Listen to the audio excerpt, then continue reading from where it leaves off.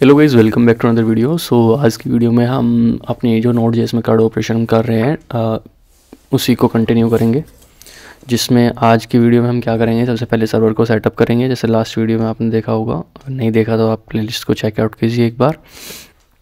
हमने सेटअप किया था प्रोजेक्ट को, और आज की वीडियो में हम कंटिन्यू करेंगे कि सर्वर सेटअप करेंगे, फिर डीबी का डेटाबेस को कनेक्शन करेंगे और फिर एक मॉडल बनाएंगे जो नॉर्मल कार्ड परफॉर्म करने के लिए हमारे लिए हेल्पफुल होगा। जैसे कि यूज़र्स का करेंगे हम, लाइक वो आगे जैसे करेंगे तब बताता हूँ कैसे। फ़िलहाल हम सर्वर सेटअप पे चलते हैं। तो सर्वर सेटअप पे हमारा सबसे पहले क्या करना है, हमने लास्ट इंडेक्स वाली फ़ाइल जो सेटअप की थी उसमें क्या किया था, सिर्फ और सिर्फ कंसोल रन किए थे। लेकिन हमें कंसोल तो रन नहीं करने ना, वो तो सिर्फ हमें चेक करने के लिए हमने कंसोल किया था। तो अभी क्या करते हैं, सबसे पहले एक सर्वर सेटअप करते हैं और सर्वर रन हो रहा है नहीं हो रहा उस चीज़ को चेक करते हैं। ठीक है, तो कॉन्स्ट सबसे पहले एक्सपोर्ट को एक्सप्रेस ले लेते हैं हम।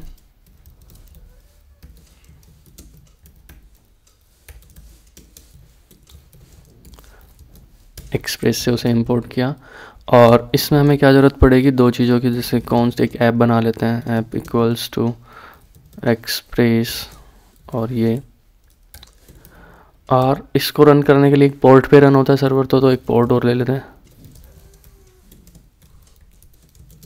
पोर्ट हम क्या ले लेते हैं, सपोज 8000 या कोई भी आप ले सकते हैं, कोई फिक्स नहीं है कि वही लेना है। अब उसको सर्वर को रन करने के लिए हमें क्या होता है, सर्व लिसन। अब ये हमारी होती है। अब इसमें पोर्ट हमें पास करना है सबसे पहले। तो पोर्ट क्या है हमारा, हमने क्रिएट किया हुआ है पोर्ट, और उसके बाद हमें क्या करना है, कॉल बैक फंक्शन इसको दे देना है। अगर सर्वर सेटअप हो जाता है तो console.log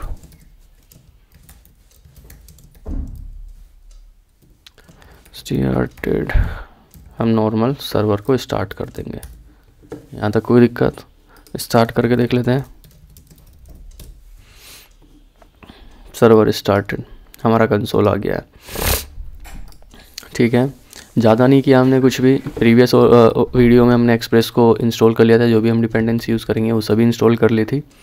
एक्सप्रेस को इंपोर्ट किया। इसमें इंपोर्ट करने के लिए जैसे हम रिएक्ट जेएस पे क्या कर देते हैं, इंपोर्ट अगर रिएक्ट में करना होता तो हमें कैसे करते हैं, इंपोर्ट एक्सप्रेस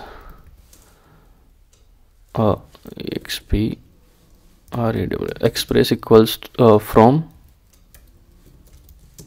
और एक्सप्रेस कुछ इस तरीके से करते थे। बट यहाँ पे ऐसे नहीं होता है। यहाँ पे हमें क्या करना पड़ेगा, या तो ऐसे करते थे अगर वो डिफ़ॉल्ट था, डिफ़ॉल्ट एक्सपोर्ट होता तो हम नॉर्मल कर लेते। अगर नॉर्मल फंक्शन बना हुआ होता उसका तो इस तरीके से हम करते थे कर्ली ब्रेसेस के। बट इसमें क्या होता है, Node.js में हमें रिक्वायर करना होता है उसको। तो क्या किया हमने, रिक्वायर किया, फिर उसका एक ऐप बना लिया हमने, और फिर पोर्ट एक दिया उसको जहाँ पे वो रन कर रहा है। बेसिकली सर्वर स्टार्टेड हमने किया। ठीक है, ज़्यादा काम नहीं था, सिंपल था। अब हमें क्या करना है, इसमें सर्वर तो हमारा सेटअप हो गया, अब हमें कनेक्शन करना है। तो कनेक्शन करने के लिए हमें क्या करना पड़ेगा, कनेक्शन के लिए हमें मोंगोज की ज़रूरत पड़ेगी। तो पहले मैं इसी फाइल में कर लेते हैं कनेक्शन। जैसे कि const something from require mongoose, MONGOZ, और हमें मोंगोज यहाँ से ले लेना है। इतना हुआ, इसके आगे ज़्यादा बड़ा काम नहीं है। क्या करना होगा, नॉर्मल हमें एक क्या करना है, ऐप डॉट कनेक्शन, नहीं sorry, mongoose dot connection, mongoose dot connect URL पास करना है हमें। ठीक है, और URL पे हमें कैच लगा देना है। कैच क्या लगा देना है, जैसे कि then console.log db connected, और अगर ऐसा नहीं होता है तो कैच console.log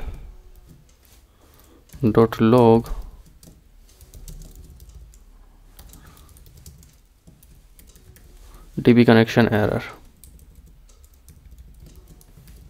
ये हुआ। अभी डायरेक्ट हमें एरर दे दिया क्या, कि URL इसमें स्पेसिफिक नहीं है। तो URL को हम इस तरीके से लिख लेते हैं। फ़िलहाल देखेंगे तो सर्वर कनेक्शन एरर आ गया है। सर्वर स्टार्ट हुआ। अभी देख रहे हो कि हमें इसको दोबारा रन नहीं करना पड़ रहा क्योंकि हमने नोडमोन को इंस्टॉल किया हुआ है। सर्वर स्टार्ट हो रहा है लेकिन डीबी में कनेक्शन में एरर आ रहा है। अब एरर क्यों आ रहा है? क्योंकि ये हमने यूआरएल हमारा करेक्ट नहीं है, ठीक है। तो यूआरएल को करेक्ट करने के लिए हमें क्या करना पड़ेगा? हमें अपने टर्मिनल पे जाना होगा और न्यू टर्मिनल ले लेते हैं वैसे क्लिक। अरे शिट, एक न्यू टर्मिनल लेते हैं। यहाँ पे हम सर्च करेंगे क्या,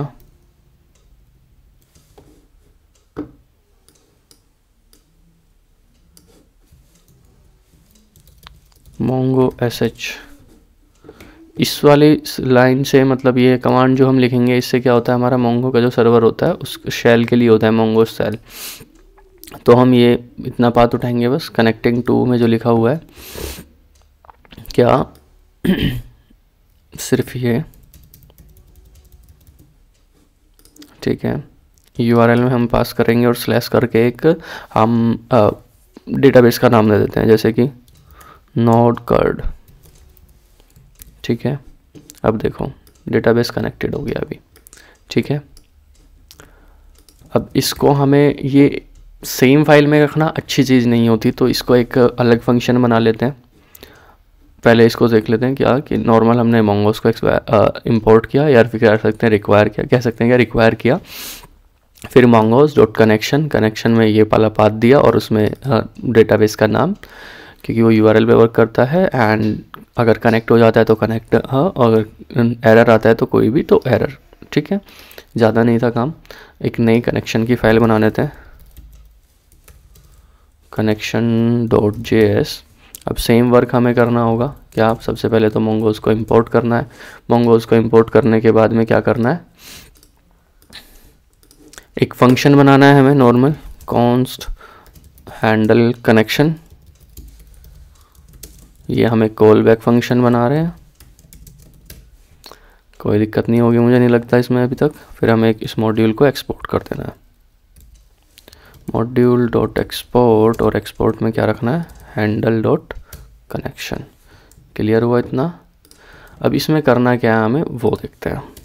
सबसे पहले तो इसको असिंक फंक्शन बना लेते हैं, असिंक, और इसमें से रिटर्न क्या करेंगे हम, await mongoose dot connect, same जो यहाँ पर हमने लिखा था वही।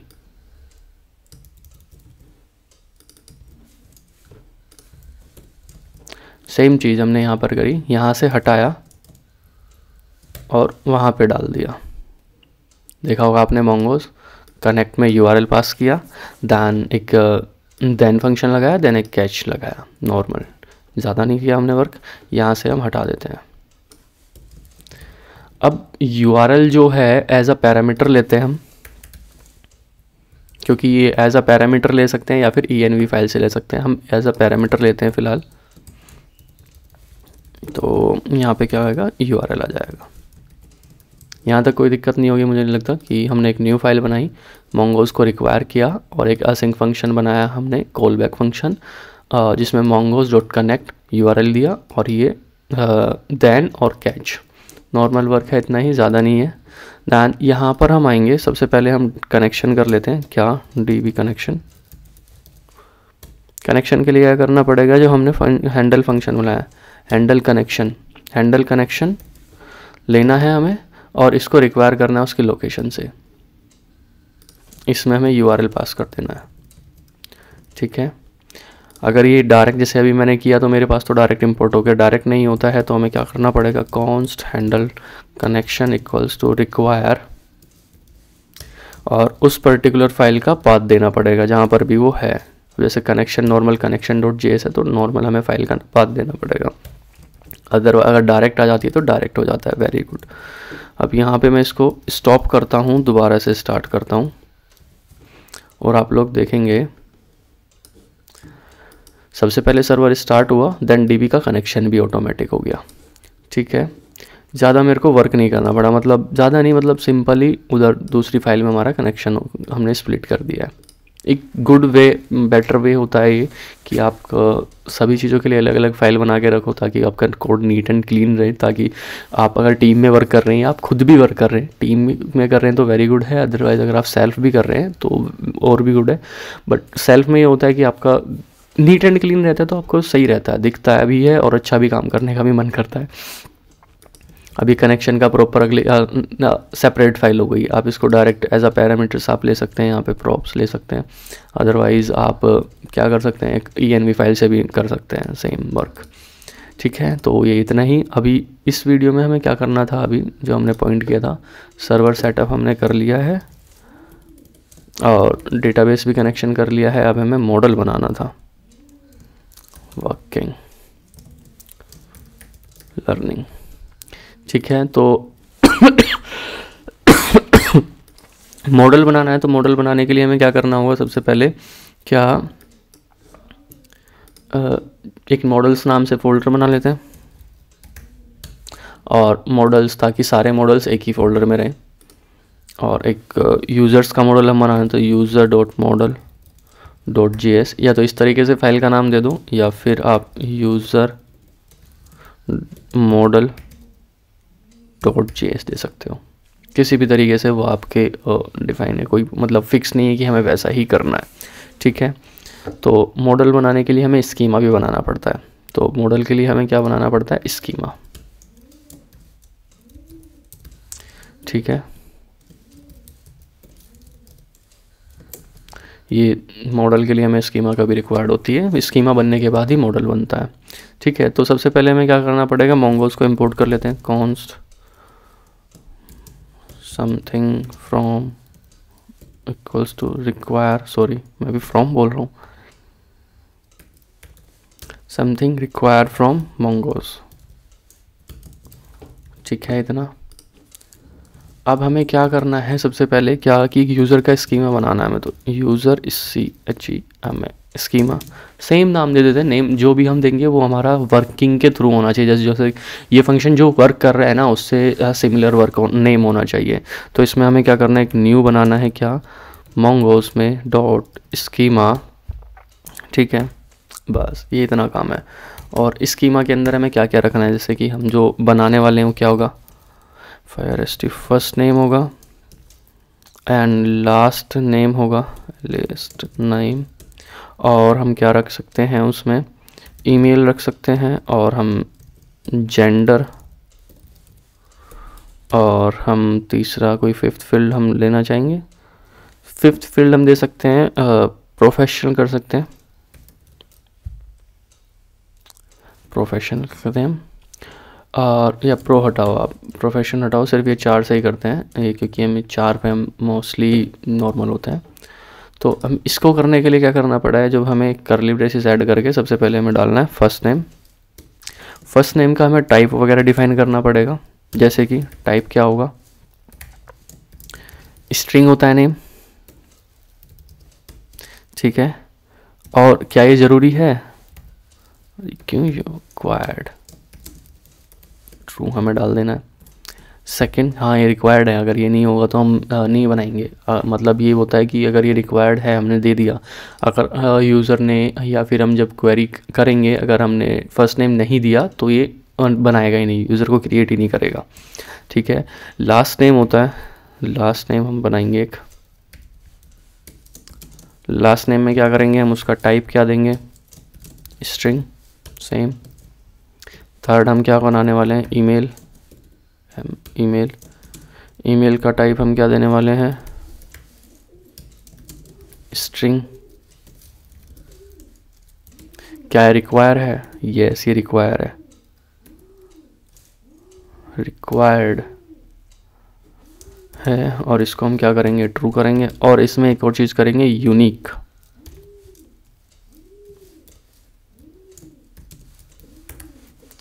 ये चीज़ ज़रूरी है, यूनिक क्यों करेंगे, क्योंकि अभी मतलब यूज़र जो भी होते हैं वो सेम आईडी से नहीं होने चाहिए ना, सेम ईमेल आईडी से, वो मल्टीपल ईमेल आईडी से हों या फिर सेपरेट से हों, वही बेटर होता है।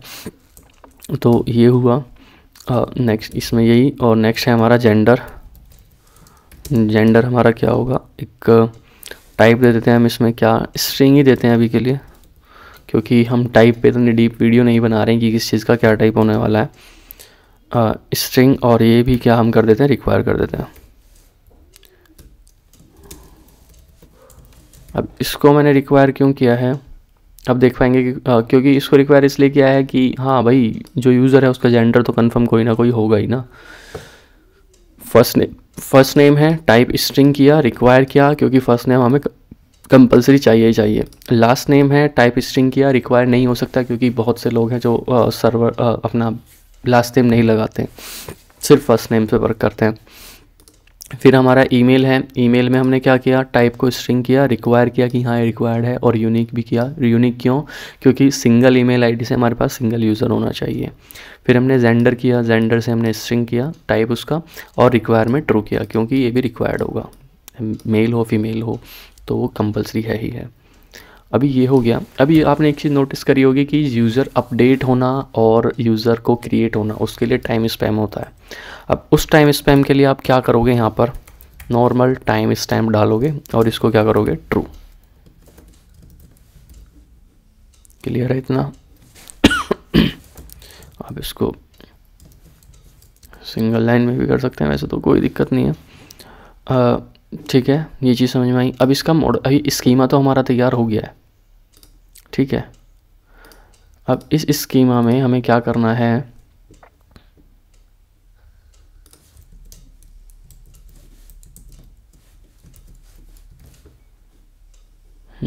First name, last name, email, gender, time spam और स्कीमा। अब इस स्कीमा का हमें क्या बनाना है, एक मॉडल बनाना है। तो कौन यूज़र मॉडल है ये, तो मोगोस डॉट मॉडल, और मॉडल में हमें क्या कर देना है, मॉडल का नाम देना है यूज़र्स, और इसमें यूज़र का स्कीमा पास करना है। तो हमने क्या बनाया, यूज़र स्कीमा, और ये हम करेंगे डन, ठीक है। और जैसे कि हम जानते हैं कि हमने कर लिया है तो उसका मॉड्यूल एक्सपोर्ट तो करना ही पड़ेगा। module.exports equals to users. Clear हुआ इतना पॉइंट हमारा। हमने एक स्कीमा बनाया, ठीक है। स्कीमा बनाने के लिए नॉर्मल यूज़र डॉट स्कीमा नाम देना है हमें उसका, और फिर न्यू mongoose डॉट स्कीमा करेंगे और उसमें पैरामीटर्स जो भी हमें चाहिए वो हमें ऐड कर लेंगे ऐसा, या फिर जैसे की पॉइंट्स हम बोल सकते हैं। और उसका फिर हमें एक मॉडल बनाने के लिए क्या करेंगे, मॉडल का नाम देंगे पहले, और फिर यूज़र mongoose डॉट मॉडल, फिर यूज़र का एक तरीके से वही नेम, और उसमें स्कीमा पास करेंगे। क्लियर हो इतना, मॉडल का नाम और स्कीमा, और फिर इसको एक्सपोर्ट कर लेंगे। अब जो भी हमें वर्किंग चाहिए वो हम यहाँ से करेंगे। जहाँ पर भी हमें यूज़र का मॉडल चाहिए या स्कीमा चाहिए, हम डायरेक्ट यूज़र को कॉल करेंगे, इस वाले यूज़र को। सो इसमें अभी इतना ही, तो कनेक्शन हमारा आ रहा है, सारे काम हो गए हैं। So thank you guys for this video. इस वीडियो के लिए अभी इतना ही। नेक्स्ट वीडियो में हम क्या कवर अप करेंगे वो नेक्स्ट वीडियो में ही बताते हैं, अभी नहीं, क्योंकि उसमें ज़्यादा नहीं। क्या करेंगे, हम राउट्स करेंगे, मैं क्यों बताऊँ, बल्कि राउट्स है, कंट्रोलर बनाएंगे, और हम यूज़र को क्रिएट करना सीखेंगे। फिलहाल की वीडियो इतनी।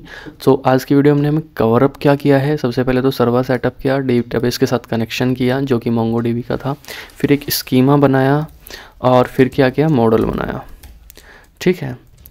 सो MODEL होता है भाई,